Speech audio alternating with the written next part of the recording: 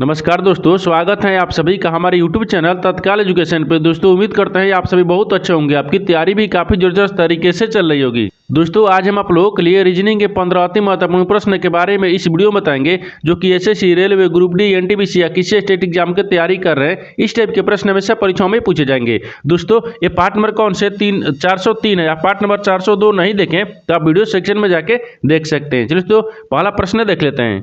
दोस्तों पहला प्रश्न है, इसमें देखिए नीचे दी गई श्रृंखला श्रेणी में प्रश्नवाचक चिन्ह के स्थान पर कौन सी संख्या आएगी। देखिए नीचे यहाँ पर आपको एक श्रृंखला दी है, यानी श्रृंखला बताना है कि इस प्रश्नवाचक के चिन्ह पर इन चार ऑप्शन में से कौन सी संख्या यहाँ पर भरा जाएगा।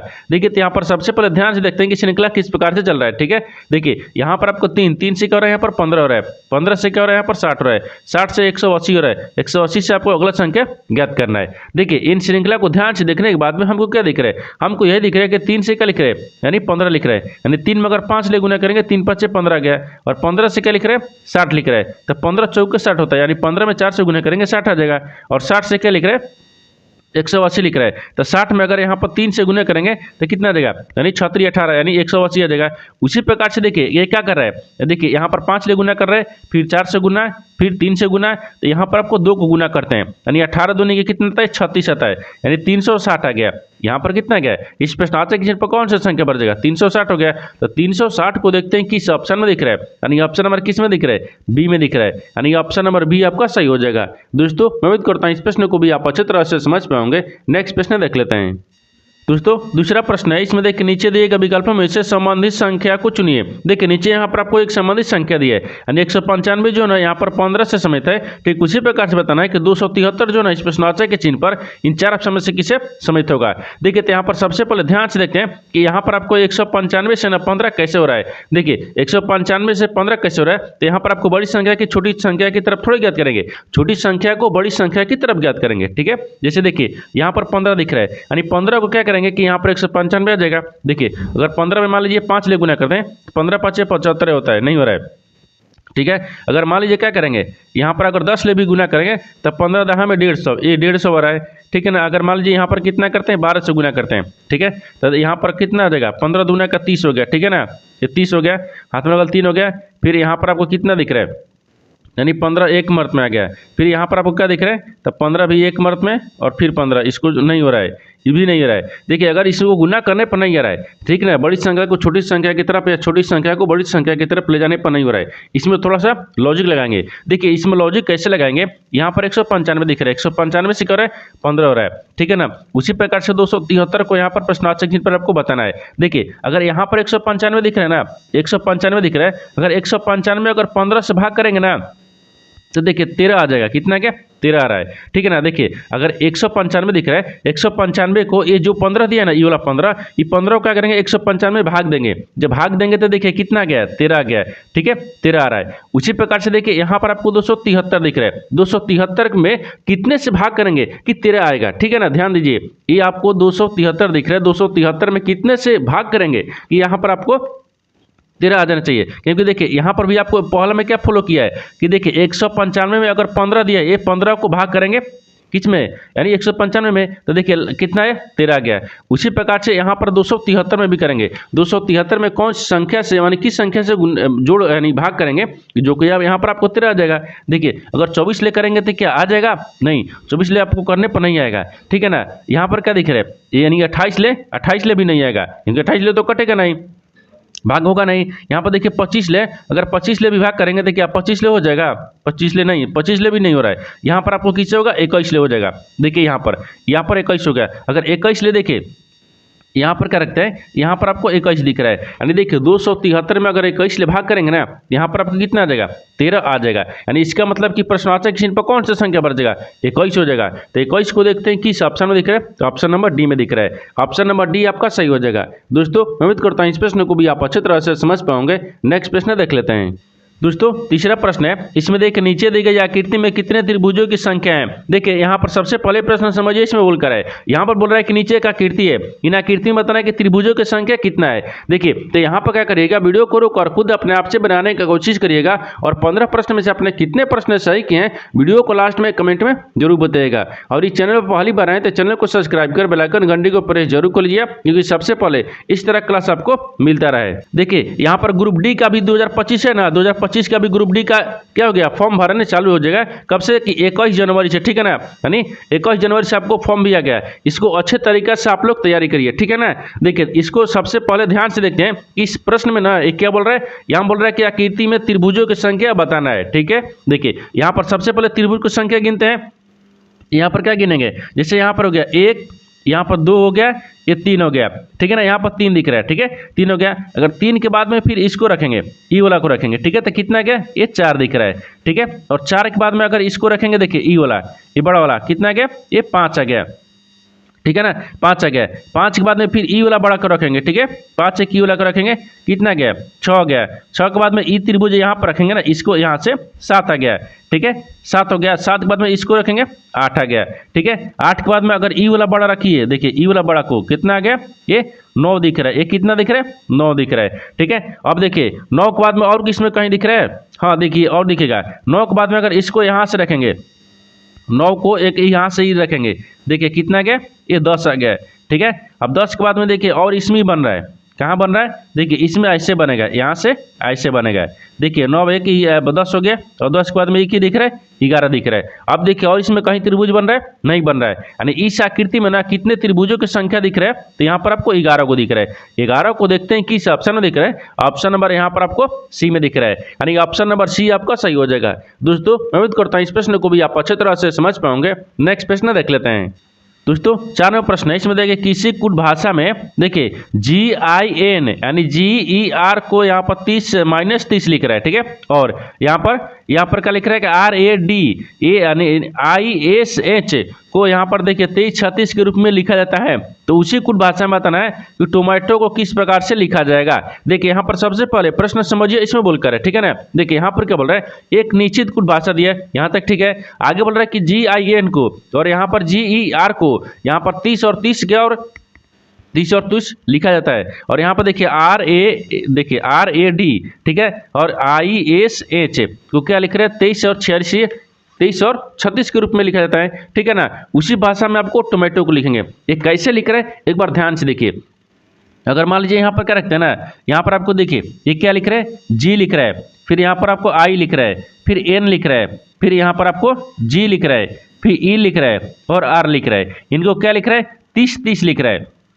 यहाँ पर दिया ना 30, तो देखिए 30 कैसे लिख रहा है, तो G का स्थानीय मान कितने पता है, 7 पर, I का स्थानीय मान 9 पर, N का स्थानीय मान 14 पर, ठीक है ना, और G का मान 7 पता है, E का स्थानीय मान 5 पता है, और यहाँ पर R का स्थानीय मान 18 पता है। अगर इन सबको आपस में जोड़ेंगे तो क्या 30 आएगा, नहीं, क्योंकि 30 और 30 अलग अलग कर रहा है, ठीक है ना। यहाँ ध्यान दीजिए माइनस के चिन्ह दिया है, यानी अलग अलग दिया है, ठीक है। तो अलग अलग कैसे करेंगे ना, यहाँ पर देखिए इनको आपस में जोड़ते हैं, देखिए यानी 7 को 9 को और इनको आपस में देखिए इनको जोड़ते हैं, ठीक है।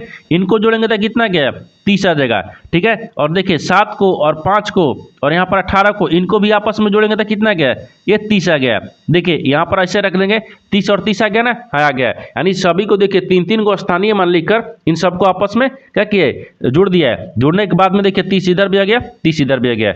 उसी प्रकार से देखिए दूसरा को भी रखेंगे।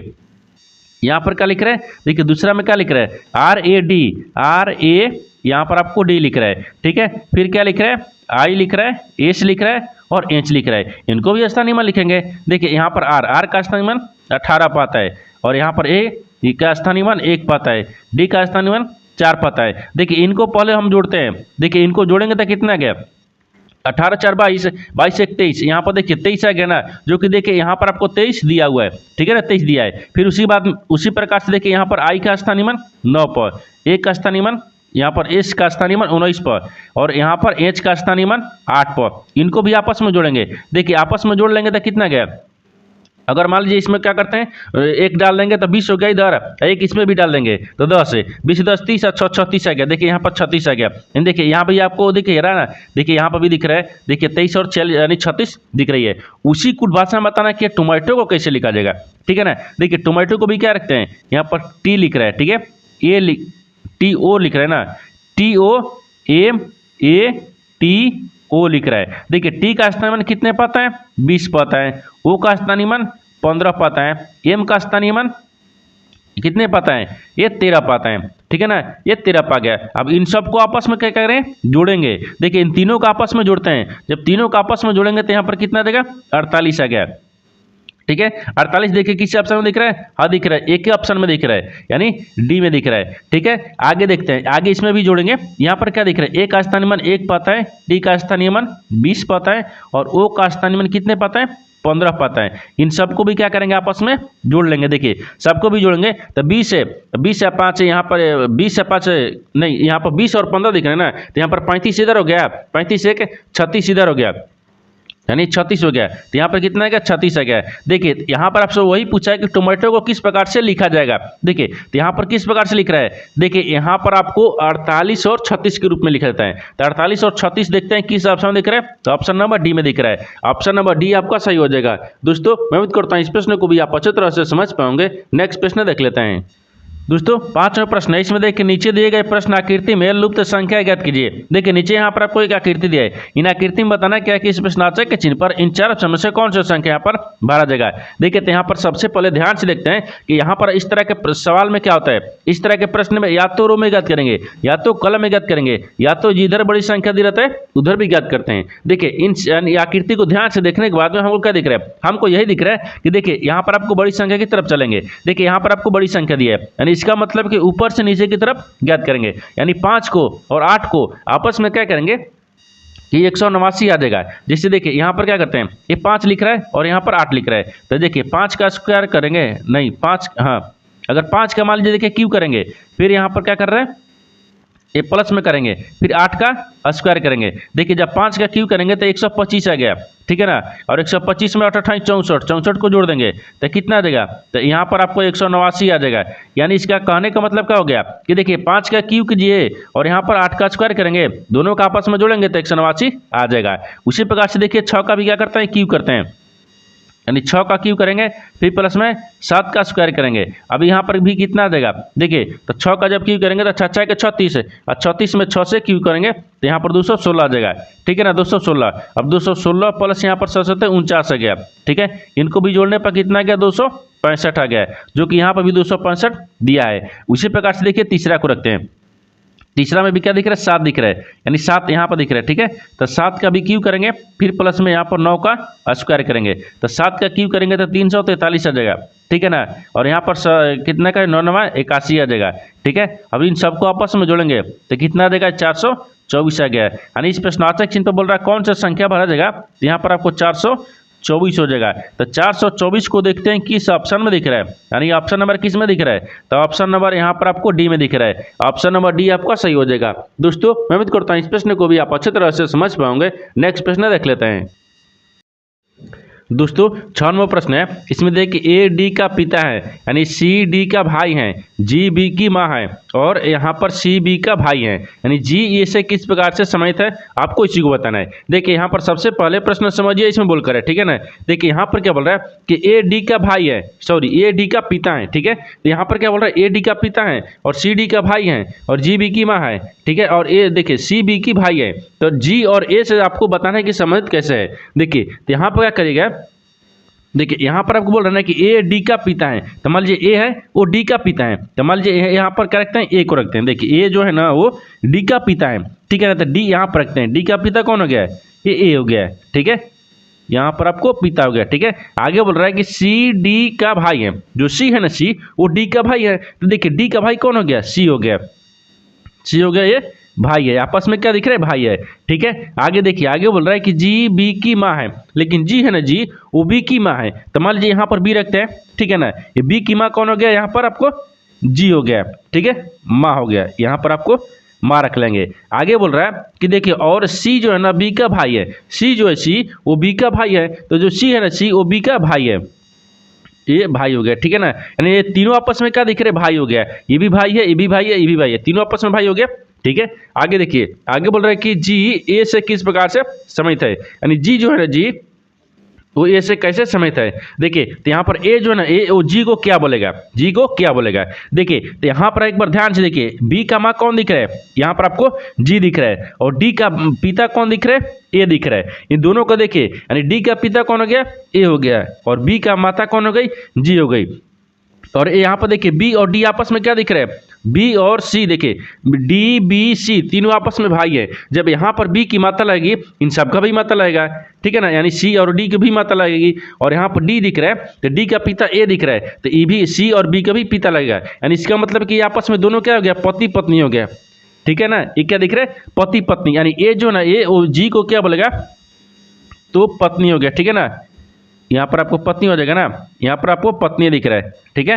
देखिए ये पत्नी हो जाएगा, क्या हो गया, पत्नी हो गया, यानी ये जो है ना वो जी को क्या बोलेगा, पत्नी बोलेगा। तो पत्नी को देखते हैं किस ऑप्शन में दिख रहा है, यानी ऑप्शन नंबर डी में दिख रहा है। ऑप्शन नंबर डी आपका सही हो जाएगा। दोस्तों मैं उम्मीद करता हूँ इस प्रश्न को भी आप अच्छी तरह से समझ पाओगे। नेक्स्ट प्रश्न देख लेते हैं। दोस्तों 7वां प्रश्न है, इसमें देखिए नीचे दिए गए विकल्पों में से संबंधित शब्द को चुनिए। देखिए नीचे यहाँ पर आपको एक संबंधित शब्द दिया है, यानी क्रिकेट जो ना यहाँ पर पिछले समय था, ठीक उसी प्रकार से बताना है कि गोल्फ जो ना इस प्रश्नवाचक के चिन्ह पर इन 4 ऑप्शन में से किसे सम्मिलित होगा। देखिए तो यहाँ पर सबसे पहले प्रश्न समझते हैं, इसे बोलकर है। देखिए क्रिकेट जो ना यहाँ पर पिछले कैसे समय थे, उसी प्रकार से यहाँ पर करते हैं गोल्फ, यहाँ पर क्या दिख रहा है, एफ, ठीक है, यानी गोल्फ किससे सम्मिलित होगा। देखिए तो क्रिकेट कहाँ खेला जाता है, यानी क्रिकेट देखिए क्रिकेट पिच पर खेला जाता है, तो यहाँ पर लिखते हैं पिच पर, ठीक है ना, खेला जाता है। तो यहाँ पर आपको खेला, ठीक है, खेला जाता, ठीक है ना, है, ठीक है, जाता है। देखिए क्रिकेट जो है पिच पर खेला जाता है, उसी प्रकार से गोल्फ कहाँ खेला जाता है, यानी गोल्फ किससे खेला जाता है, गोल्फ जो है ना यहाँ पर आपको यानी कोर्स पर खेला जाता है। तो यहाँ पर क्या कहते हैं, कोर्स को रखेंगे, ठीक है ना। एक कोर्स दिख रहा है, क्या दिख रहा है, कोर्स दिख रहा है, यानी गोल्फ जो है वो कोर्स पर, ठीक है, पर खेला जाता है, ठीक है, यानी खेला जाता, ठीक है ना, जाता है। देखिए जिस प्रकार से क्रिकेट पिच पर खेला जाता है, उसी प्रकार से गोल्फ कहाँ खेला जाता है, तो कोर्स पर। तो कोर्स देखिए किस ऑप्शन में दिख रहा है, यानी ऑप्शन नंबर बी में दिख रहा है। ऑप्शन नंबर बी आपका सही हो जाएगा। दोस्तों मैं उम्मीद करता हूँ इस प्रश्न को भी आप अच्छी तरह से समझ पाओगे। नेक्स्ट प्रश्न देख लेते हैं। दोस्तों 8वां प्रश्न है, इसमें देखिए दी गई शीट को मोड़कर एक घन बनाया जाता है।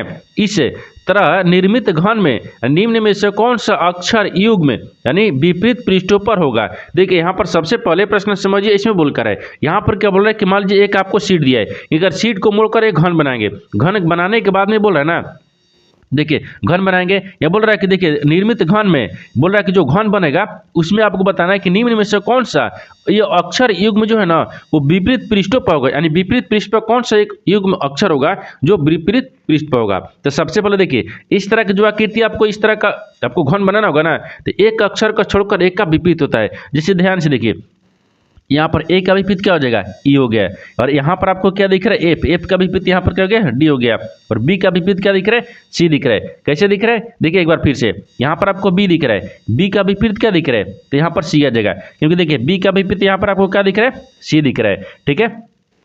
फिर यहाँ पर क्या दिखेगा, ए दिखेगा। देखिए ए का विपरीत क्या दिख रहा है, यानी ई दिख रहा है, ए का विपरीत यहाँ पर आपको ए का विपरीत हाँ ई दिख रहा है, ठीक है ना, ई हो गया।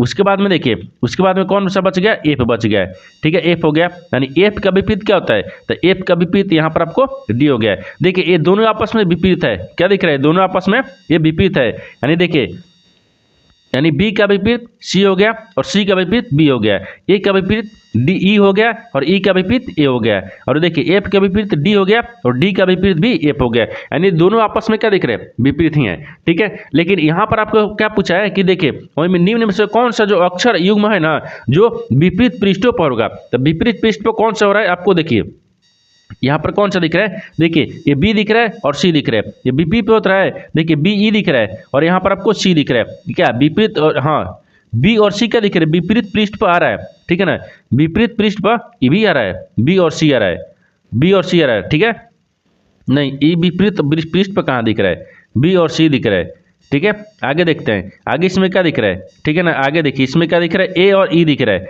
तो ए और ई दिख रहा है ना, देखिए ए और ई तो युग्म अक्षर होना चाहिए, ठीक है ना, विपरीत पर युग्म अक्षर होना चाहिए। तो यहाँ पर आपको क्या दिख रहा है, ई आपको यहाँ पर ए दिख रहा है, ठीक है, तो ए से ई दिख रहा है, तो ए दिख रहा है, ए से ई तभी तो विपरीत ही किया है, ठीक है ना। लेकिन देखिए अक्षर युग्म जो है ना वो यहाँ पर आपको क्या दिख रहा है, एफ और डी दिख रहा है, लेकिन देखिए एफ और डी क्या दिख रहा है, ये आपको युग्म अक्षर दिख रहा है, ठीक है। देखिए जैसे यहाँ पर ध्यान से देखिए 4 ऑप्शन दिया ना आपको, 4 ऑप्शन में से देखिए क्या दिख रहा है, देखिए ए और एफ ये विपरीत आपको दिख रहा है ना, विपरीत में दिख रहा है, ठीक है। लेकिन बी और ई, देखिए बी और ई क्या विपरीत दिख रहा है, देखिए बी दिख रहा है लेकिन ई यहाँ पर आ रहा है, इसका विपरीत है नहीं दिख रहा है, ठीक है ना, ये विपरीत नहीं है यानी, ठीक है। उसी प्रकार से देखिए यहाँ पर आपको एफ दिख रहा है और ई दिख रहा है, देखिए एफ और ई दिख रहा है तो एफ दिख रहा है, एफ के बाद में देखिए ई दिख रहा है, क्या विपरीत युग्म है, नहीं है, ये भी आपको नहीं दिख रहा है। देखिए यहाँ पर सी और एफ, देखिए सी दिख रहा है यहाँ पर तो एफ दिख रहा है यहाँ पर, ये भी नहीं है, ठीक है, ये भी आपको विपरीत क्या दिख रहा है, नहीं है। लेकिन देखिए यहाँ पर आपको जो ए है ना, ए ऑप्शन आपको दिख रहा है, कैसे दिख रहा है, डी दिख रहा है और एफ दिख रहा है, इन दोनों देखिए विपरीत आपको फलक पर दिख रहा है ना, युग्म आपको अक्षर और विपरीत फलक दिख रहा है, यानी इसका मतलब कि क्या हो गया, ऑप्शन नंबर ए आपका सही हो जाएगा। दोस्तों मैं उम्मीद करता हूँ इस प्रश्न को भी आप अच्छी तरह से समझ पाओगे। नेक्स्ट प्रश्न देख लेते हैं। दोस्तों 9वां प्रश्न है, इसमें देखिए उच्च व्यय नारे का चयन करें जो दिए गए वर्गों के बीच संबंध को स्वतंत्र रूप से दर्शाता है। देखिए नीचे यहाँ पर आपको 4 शब्द दिए, इन चारों शब्द को बताना कि आपस में किस प्रकार से संबंधित है और इन 4 वेंडग्राम में से कौन सा वेंडग्राम बनेगा। देखिए तो यहाँ पर सबसे पहले ध्यान से देखते हैं कि चारों शब्दों से सबसे कॉमन कौन सा दिख रहा है। देखिए यहाँ पर आपको क्या दिख रहा है, सजीव दिया है, जानवर दिया है, पंछी दिया है और कुत्ते दिया है। इन चारों शब्द को क्या करेंगे, आपस में कैसे संबंधित है आपको इसको बताएंगे। देखिए तो इसमें सबसे पहले क्या दिख रहा है, सबसे कॉमन यहाँ पर आपको क्या दिख रहा है, सजीव दिख रहा है, तो सबसे कॉमन यहाँ पर हम क्या रखते हैं, सजीव को रखते हैं। देखिए ये सजीव दिख रहा है, ठीक है ना, सजीव हो गया। सबसे कॉमन क्या, सजीव, सजीव के अंदर में क्या होते हैं, जानवर आते हैं, ठीक है ना, तो सजीव के अंदर में यहाँ पर आपको जानवर को रखते हैं, ठीक है ना, जानवर, ठीक है ना, जानवर, ठीक है, जानवर हो गया। और जानवर के अंदर में भी पंछी भी आते हैं और जानवर के अंदर में कुत्ता भी आता है। देखिए इस तरह से हो जाएगा, ठीक है। यहाँ पर क्या रखते हैं, एक पंछी को रखेंगे, यहाँ पर क्या रखते हैं, एक कुत्ता रखते हैं। देखिए इस तरह का वेंडग्राम बनेगा। सबसे कॉमन क्या दिख रहा है, तो यहाँ पर आपको क्या दिख रहा है, सजीव दिख रहा है। सजीव के अंदर में क्या आते हैं, जानवर आते हैं और जानवर के अंदर में ही आपको देखिए पंछी भी आते हैं और जानवर के अंदर में कुत्ता भी आता है। इस तरह का वेंडग्राम बनेगा। इस तरह का वेंडग्राम देखिए किस ऑप्शन में दिख रहा है, तो ऑप्शन नंबर बी में दिख रहा है। ऑप्शन नंबर बी आपका सही हो जाएगा। दोस्तों मैं उम्मीद करता हूँ इस प्रश्न को भी आप अच्छी तरह से समझ पाओगे। नेक्स्ट प्रश्न देख लेते हैं। दोस्तों 10वां प्रश्न है, इसमें देखिए दी गई श्रृंखला में अगली आकृति क्या है। देखिए यहाँ पर सबसे पहले प्रश्न समझिए, इसमें बोलकर है, यहाँ पर बोल रहा है कि ये प्रश्न आकृति हो गया, ठीक है ना, ठीक है, ये प्रश्न चित्र हो गया, ये आपको उत्तर आकृति हो गया। यानी इसके कहने का मतलब क्या दिख रहा है कि जो पहला आकृति है ना वो दूसरा आकृति से संबंधित है। ठीक उसी प्रकार से बताना है कि तीसरा जो है चौथा से कैसे आपको संबंधित आकृति होगा, इन 4 ऑप्शन में से बताना है। देखिए तो सबसे पहले इसमें क्या देखते हैं, ध्यान से देखते हैं कि जो यहाँ पर आपको प्रश्न चित्र दिया है ना, ये प्रश्न चित्र कैसे जो पहला आकृति है ना वो दूसरा से दिख रहा है। देखिए यहाँ पर एस दिख रहा है, एस के अगर क्या करते हैं यहाँ पर दर्पण रख लेंगे। जब एस को यहाँ पर दर्पण रखेंगे ना तो इसको पलटेंगे। देखिए दर्पण में अगर इस एस को देखेंगे, इस एस को हम जब दर्पण में देखेंगे इस तरह से आकृति दिख जाएगा, ठीक है ना, चित्र दिखेगा। उसी प्रकार से यहाँ पर भी क्या रखते हैं, एल रखेंगे। तो एल से कैसे होगा ना, तो एल में भी क्या करते हैं यहाँ पर दर्पण रखेंगे। जब एल में दर्पण रखेंगे तो यहाँ पर भी ऐसे बन जाएगा, ठीक है, ऐसे हो जाएगा। देखिए एल आपको इस प्रकार से बन जाएगा। तो एल देखिए इस प्रकार से हो गया। इस प्रकार से देखिए इस तरह का आकृति भरा जाएगा। इस तरह का आकृति है ना वो देखते हैं किस ऑप्शन में दिख रहा है, ठीक है ना, किस ऑप्शन में दिख रहा है, तो ए में दिख रहा है कि क्या इसमें शब्द दिख रहा है, नहीं दिख रहा है, यानी ऑप्शन नंबर ए आपका सही हो जाएगा। दोस्तों मैं उम्मीद करता हूँ इस प्रश्न को भी आप अच्छे तरह से समझ पाओगे। नेक्स्ट प्रश्न देख लेते हैं। दोस्तों 11वां प्रश्न है, इसमें देखिए यदि गुना का अर्थ भागा है, ठीक है, और भागा का अर्थ प्लस है, माइनस का अर्थ गुना है और प्लस का अर्थ माइनस है, तो यहाँ पर आपको एक समीकरण दिया, समीकरण का मान ज्ञात करना है, ठीक है। देखिए यहाँ पर सबसे पहले प्रश्न समझिए, इसमें बोलकर है यहाँ पर क्या बोल रहा है ना कि एक आपको यहाँ पर आपको एक समीकरण दिए, इन समीकरणों को सही बनाने के लिए इन चिन्ह को बदलना होगा। चिन्ह को सबसे पहले बदलते हैं तब समीकरण को सही बनाएंगे। देखिए यहाँ पर बोल रहा है कि गुना का अर्थ क्या बोल रहा है, भागा, तो इस समीकरण में गुना कहाँ दिए, इसके जगह पर हम भागा रख लेंगे। और यहाँ पर भागा का अर्थ क्या बोल रहा है, प्लस, तो भागा की जगह पर प्लस को रखते हैं। और माइनस का अर्थ क्या बोल रहे हैं, गुना है, तो माइनस की जगह पर गुना रख लेंगे। और यहाँ पर प्लस का अर्थ क्या बोल रहे हैं, माइनस, तो प्लस की जगह पर माइनस। अब समीकरण को सोल्व करेंगे। देखिए यहाँ पर आपको क्या लिख रहे थे, 392 दिया है, फिर प्लस में यहाँ पर कितना गया, 28 आ गया, ठीक है, फिर भागा कितना दिख रहा है, 7 दिख रहा है, फिर यहाँ पर गुना कितना दिख रहा है, 4 दिख रहा है, फिर माइनस यहाँ पर 10 दिख रहा है। अब समीकरण को सोल्व करेंगे तो 7 चौक 28 आएगा, ये 4 मत में आ गया। ये क्या रखते हैं ना, यहाँ पर 392 रखते हैं, ठीक है ना, ये 392 फिर प्लस और 4 को गुना करेंगे तो 4 चौक 16 आ गया, तो यहाँ पर 16 रख लेंगे, फिर माइनस 10 कर लेंगे। अब देखिए ये 392 हो गया और यहाँ पर 16 में से 10 को घटा लेंगे तो कितना बच गया, 6 बच गया। अब इस 6 को क्या करेंगे, इसमें जोड़ देंगे, तो यहाँ पर 6 2 8 कितना गया, यानी 308 98 आ गया। कितना गया 398 गया, यानी इसका मान कितना गया 398। तो 398 को देखते हैं किस ऑप्शन में दिख रहा है, यानी ऑप्शन नंबर यहाँ पर आपको ए में दिख रहा है। ऑप्शन नंबर ए आपका सही हो जाएगा। दोस्तों मैं उम्मीद करता हूँ इस प्रश्न को भी आप अच्छे तरह से समझ पाओगे। नेक्स्ट प्रश्न देख लेते हैं। दोस्तों 12वां प्रश्न, इसमें देखिए कथनों को पढ़े और दिए गए विकल्पों में से निष्कर्ष को चुने। देखिए नीचे यहाँ पर आपको कथन दिए, निष्कर्ष दिए। कथन के आधार पर डायग्राम को बनाते हैं, निष्कर्ष के आधार पर प्रश्न को सोल्व करते हैं। देखिए यहाँ पर सबसे पहले ध्यान से देखते हैं कथन क्या बोल रहा है, इसके आधार पर डायग्राम को बनाते हैं। देखिए यहाँ पर पहला में दिया कि सभी चॉकलेट क्या है, फल है। तो सभी जो चॉकलेट है ना वो फल है, ठीक है ना। तो मान लीजिए यहाँ पर चॉकलेट, ठीक है ना, यहाँ पर क्या रखते हैं, चॉकलेट रखते हैं, ठीक है ना। चॉकलेट हो गया, यानी सभी चॉकलेट क्या है, यहाँ पर आपको सभी चॉकलेट क्या दिख रहा है, फल दिख रहा है, ये फल हो गया है, ठीक है। आगे क्या बोल रहा है कि सभी फल नारियल है, लेकिन सभी जो फल है ना क्या है, नारियल है। तो यहाँ पर आपको नारियल में रखते हैं, ठीक है ना, ये नारियल हो गया है। ये तो कथन बोल रहा था, कथन के आधार पर डायग्राम को बना दिए, लेकिन निष्कर्ष क्या बोल रहा है, इसके आधार पर ही प्रश्न को सोल्व करेंगे। देखिए निष्कर्ष क्या दिए, निष्कर्ष पहला में दिख रहा है कुछ चॉकलेट नारियल नहीं है। ये बोल रहा है कि कुछ जो चॉकलेट है ना वो नारियल नहीं है। हमको दिख रहा है कि सभी नारियल के अंदर में चॉकलेट है, लेकिन ये बोल रहा है कि नहीं है। इसका मतलब क्या बोल रहा है, ये गलत बोल रहा है, ठीक है ना, ये गलत बोल रहा है। दूसरा देखिए, दूसरा बोल रहा है कि सभी चॉकलेट नारियल हैं। हाँ, सभी यहाँ पर जो चॉकलेट दिख रहा है, देखिए सभी जो चॉकलेट है वो नारियल के अंदर में दिख रहा है, ठीक है ना, नारियल के अंदर में दिख रहा है, यानी सभी के अंदर ही कुछ आता है, ठीक है ना। यहाँ पर हो गया, यानी सभी चॉकलेट क्या है, नारियल है, ये सही बोल रहा है। दूसरा हो गया। तीसरा देखिए, तीसरा बोल रहा है कि कुछ नारियल फल है, जो कुछ नारियल है ना वो फल है। हाँ देखिए, सभी नारियल के अंदर में क्या दिख रहा है, ये फल दिख रहा है, यानी सभी के अंदर ही कुछ आता है, तो सभी नारियल के अंदर में क्या दिख रहा है, फल दिख रहा है। इसका मतलब ये भी आपको सही बोल रहा है, यानी दूसरा और तीसरा दोनों सही बोल रहा है। तो किस ऑप्शन में दिख रहा है, तो ऑप्शन नंबर सी में दिख रहा है। देखिए केवल निष्कर्ष 2 और तीसरा अनुसरण करता है, यानी ऑप्शन नंबर यहाँ पर सी सही हो जाएगा। दोस्तों मैं उम्मीद करता हूँ इस प्रश्न को भी आप अच्छी तरह से समझ पाओगे। नेक्स्ट प्रश्न देख लेते हैं।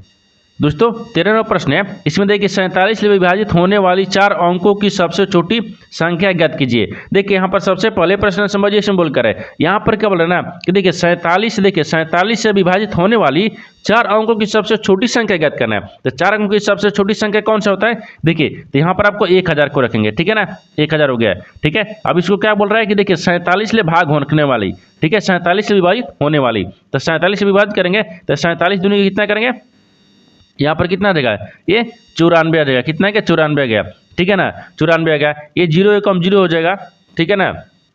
और यहाँ पर 0 एकम 0 6। हाँ देखिए, अगर मान लीजिए इसमें रखते हैं, इसमें से 10 हो गया, 10 में से 4 0। देखिए तो यहाँ पर आपको 100 रखेंगे, 100 में से जब 94 घटाएंगे तो कितना बचेगा, ये 6 बच गया। और एक 0 को यहाँ पर उतार लेंगे, फिर 47 से एक मर्त मिला देंगे, ठीक है। तो यहाँ पर आपको 47 को रख लेंगे।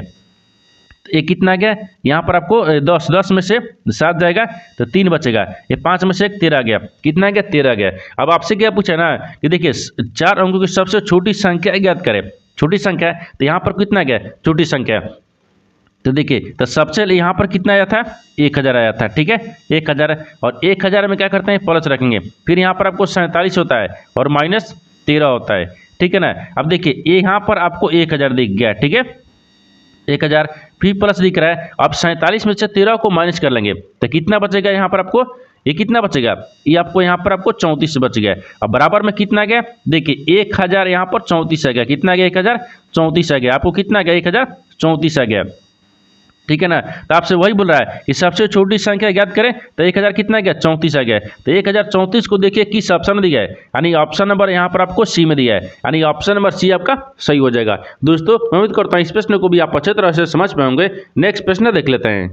दोस्तों 14वां प्रश्न है, इसमें देखिए निम्न में से सबसे छोटी भिन्न यानी संख्या कौन सी है। देखिए यहाँ पर आपको 5 संख्या दी है, भिन्न संख्या दी है। इस पांचों भिन्न संख्या में बताने की सबसे छोटी संख्या कौन सा है। देखिए इस यहाँ पर क्या करेंगे, यही आपको जितने सवाल लिए है ना, ये मैथ का भी सवाल है आपको, ये भी आपको सवाल क्या है, ग्रुप डी 2018 में पूछा गया था, ठीक है, ये 2018 का सवाल है, ठीक है ना। अब देखिए इसको बनाने के लिए सबसे आसान क्या होता है, सब में भाग लगाते हैं, ठीक है ना।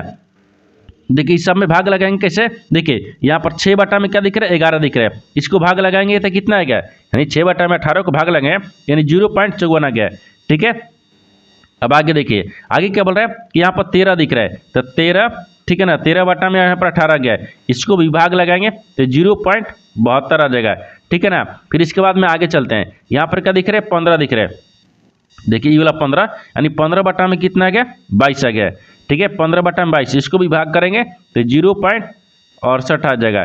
ठीक है, अब यहाँ पर भी क्या रखते हैं, यहाँ पर आपको 19 दिख रहा है, बटा में 36 है, इनको भी भाग लगाएंगे तो कितना बचेगा, यानी 0.52 आ जाएगा। ठीक है, 0.52 आ गया। थोड़ा सा इसको छोटा लिखते हैं, ठीक है ना। देखिए ये यहाँ पर क्या दिख रहा है, 19 दिख रहा है, 19 बटा में कितना आ गया, 36 हो गया है। इसको भाग लगाएंगे तो 0.52 दिख गया। ठीक है, 0.52 आ गया। आगे अब यहाँ पर खाली 5 6 बचा है। देखिए अगर 5 बटा में 6 को रखेंगे, इसको भाग करेंगे तो कितना आ जाएगा, 0.82 आ जाएगा। ठीक है ना। तो आपसे क्या पूछा है, आपसे पूछा है कि सबसे छोटी भिन्न संख्या कौन सी है। ठीक है ना। तो यहाँ पर सबसे छोटी संख्या को भिन्न बताना है। देखिए अगर एक क्या हो गया, बड़ा हो गया, सबसे 54 दिख रहा है, फिर यहाँ पर क्या दिख रहा है, 72 दिख रहा है, यहाँ पर 68 दिख रहा है, यहाँ पर 82 दिख रहा है। इन तीनों आपको तो बड़ी संख्या दिख रही है, लेकिन यहाँ पर देखिए 52 दिख रहा है। ये क्या दिख रहा है, 52, यानी 19 बटा में 36 जो है ना, वो सबसे छोटी भिन्न संख्या है। तो 19 बटा में कितना दिख रहा है, हाँ 19 बटा में देखिए 36 दिख रहा है। 19 बटा में 36 क्या है, इसको भाग करने पर 0.52 है, सबसे भिन्न संख्या छोटी यही है। तो देखते हैं कि यहाँ पर 19 बटा में 36 किस ऑप्शन में दिया है, तो ऑप्शन नंबर ए में दिया है। ऑप्शन नंबर ए आपका सही हो जाएगा। दोस्तों मैं उम्मीद करता हूँ इस प्रश्न को भी आप अच्छे तरह से समझ पाएंगे। नेक्स्ट प्रश्न देख लेते हैं। दोस्तों 15 प्रश्न है, इसमें देखिए 24, 42 और यहाँ पर 56 का लघुत्तम समवर्तक यानी एलसीएम ज्ञात कीजिए। देखिए यहाँ पर सबसे पहले प्रश्न समझिए इसमें बोल कर है, यहाँ पर क्या बोल रहा है, 24 दिया है, 42 दिया है और 56 दिया है। इन तीनों का आपको क्या करना है, एलसीएम ज्ञात करना है। देखिए एलसीएम सबसे पहले कैसे ज्ञात करेंगे, यहाँ पर आपको 24 दिख रहा है, ठीक है ना। तो 24 का एलसीएम निकालेंगे, 2 गुने, फिर यहाँ पर आपको 2 गुने, फिर यहाँ पर 3 लगाएंगे। ठीक है, अब उसी प्रकार से देखिए यहाँ पर क्या दिख रहा है, 42 दिख रहा है। 42 क्या भी लगता है, देखिए तो 42 में यहाँ पर 2 गुने, 3 गुने और 7 को रखेंगे, क्योंकि 17 के 21 दूनी के 42 आ गया। ठीक है ना। अब आगे क्या दिख रहा है, 56 दिख रहा है, तो यहाँ पर आपको 56 को रखेंगे। 56 का भी क्या रखते हैं, एलसीएम रखेंगे। यहाँ पर आपको 56 हो गया, इसका भी एलसीएम निकालेंगे। देखिए 2 गुने करेंगे और 7 करेंगे, क्योंकि देखिए यहाँ पर 2 दूनी के 4, 4 दूनी का 8, 8 7 56। ठीक है, 56 आ गया। अब इन सब का एलसीएम निकालेंगे। ठीक है ना। देखिए एलसीएम कितना आ जाएगा, ठीक है। तो एलसीएम यहाँ पर आपको क्या दिख रहा है, देखिए इन सब में से कॉमन निकालेंगे तो 2 सब में कॉमन दिख रहा है। ठीक है ना, और गुना रखेंगे। फिर इन सब में देखिए 1 2 3 को दिख रहा है ना कॉमन, यहाँ अभी आपको 3 कॉमन दिख रहा है। सॉरी, यहाँ पर आपको 2 को दिख रहा है ना, तो 2 कितना दिख रहा है, देखिए ये भी कॉमन दिख रहा है, और 2 2 2 इसमें 1 2 3 दिख रहा है, इसमें भी 1 2 3 दिख रहा है। देखिए यहाँ पर भी 2 रखेंगे, इसमें भी 2 रखेंगे, फिर गुना क्या रखते हैं, 3 को रखेंगे। ठीक है ना, 3 कॉमन दिख रहा है, फिर यहाँ पर 7 भी कॉमन दिख रहा है, 7 को रखेंगे। अब इन सबको क्या करेंगे, गुना करेंगे। अगर इन सबको गुना करेंगे तो कितना देगा, 168 आ गया। तो आपसे क्या पूछा क्या है, इनका एलसीएम ज्ञात कीजिए। तो एलसीएम 168 आ गया। तो 168 को देखते हैं किस ऑप्शन में दिख रहा है, यानी ऑप्शन नंबर यहाँ पर सी में दिख रहा है। ऑप्शन नंबर सी आपका सही हो जाएगा। दोस्तों मैं उम्मीद करता हूँ इस प्रश्न को भी आप अच्छे तरह से समझ पाएंगे। नेक्स्ट वीडियो में मिलते हैं, तब तक जय हिंद। दोस्तों इस चैनल पर पहली बार आए तो चैनल को सब्सक्राइब कर बेल आइकन घंटी को प्रेस जरूर कर लीजिएगा, क्योंकि सबसे पहले इस तरह क्लास आपको मिलता रहे। और इन सारे प्रश्न का PDF आपको टेलीग्राम पर मिल जाएगा, जो कि इस वीडियो का डिस्क्रिप्शन में लिंक दिया गया है।